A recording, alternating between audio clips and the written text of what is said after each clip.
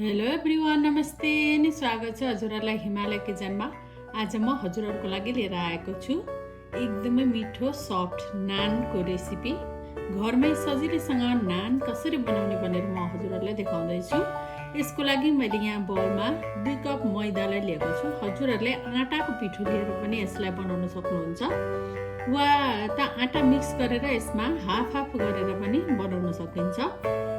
र अब यसमा म राख्दैछु 1/4 चम्चा नुन, 1/4 चम्चा चिनी, 1/4 चम्चा बेकिङ सोडा, 1 ठुलो चम्चा तेल, घिउ पनि राख्न सक्नुहुन्छ हजुरहरूले। र अब यसमा म राख्दैछु आधा कप जति दही,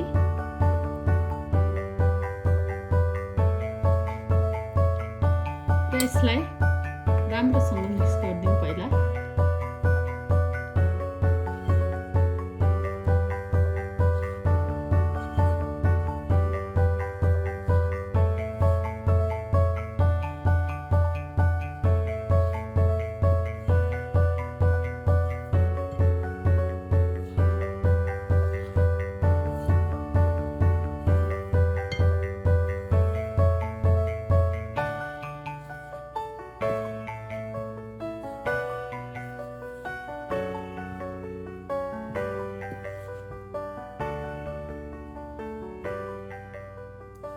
र अब यति गरेपछि यसमा बिस्तारै बिस्तारै मनतातो पानी राख्दै जाने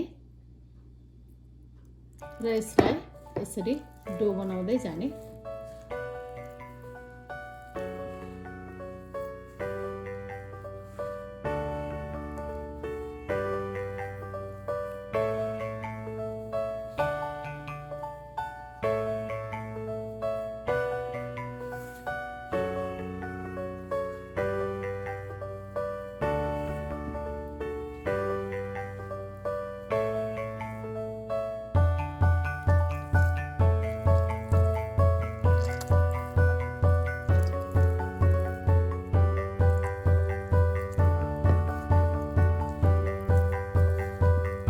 यसै गर्दै गर्दै यसमा पानी राख्दै यसलाई मुस्दै जानुपर्छ। यसरी सफ्ट डो बनाउनु पर्छ यसको।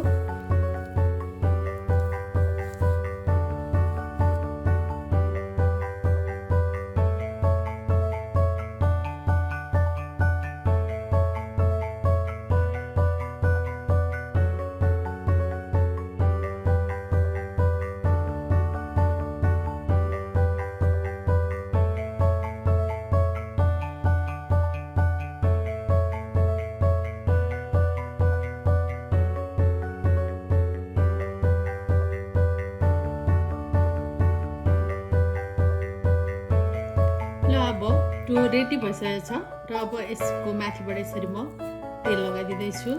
यसरी तेल लाउँदा हाम्रो डो सुक्न पाउँदैन।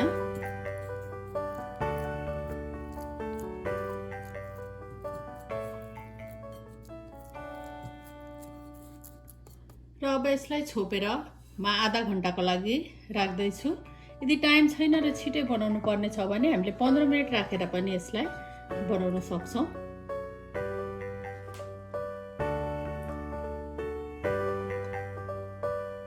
अब हाम्रो डो चाहिँ रेडी भएको छ।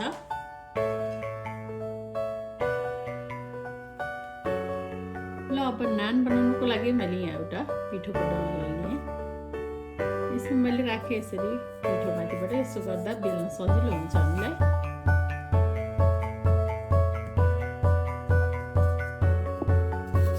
अब यसले बिस्तारै बेल्दै जानुपर्छ।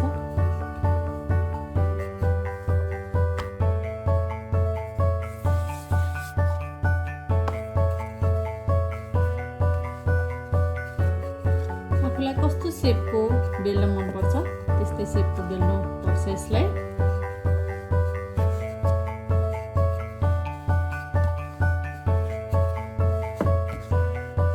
धेरै बाक्लो पनि बनाउनु हुँदैन र धेरै पातलो पनि बनाउनु हुँदैन।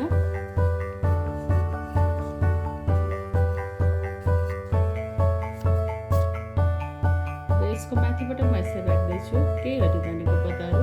यसरी राख्दा चाहिँ यो हेर्दा पनि राम्रो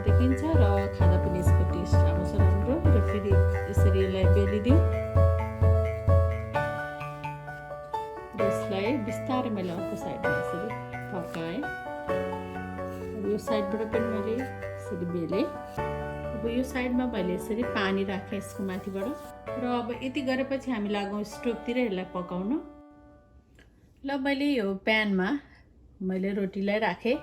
यो पानी लगाएको भागलाई चाहिँ यसरी मुनिपट्टि पारेर राख्नुपर्छ। अब यसलाई राम्ररी सेकेर पकाउनु पर्छ र नानमा चाहिँ राम्ररी बबलहरू देखिएको छ। अब यति बेला पछि म यसमा यसरी थोरै घिउ लगाउँछु।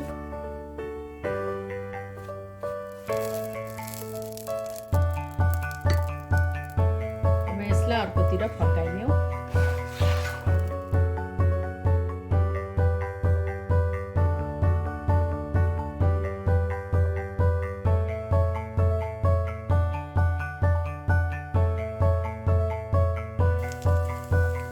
अब यहाँ पनि मैले यसरी बटर लगाइदिएँ यो साइडमा पनि।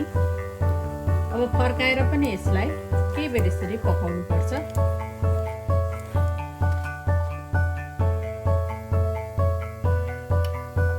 र अब नान दुवैतिरबाट पाकेको छ, यसलाई म झिक्दैछु र म यसै गरी सबै नानहरू बनाउँछु।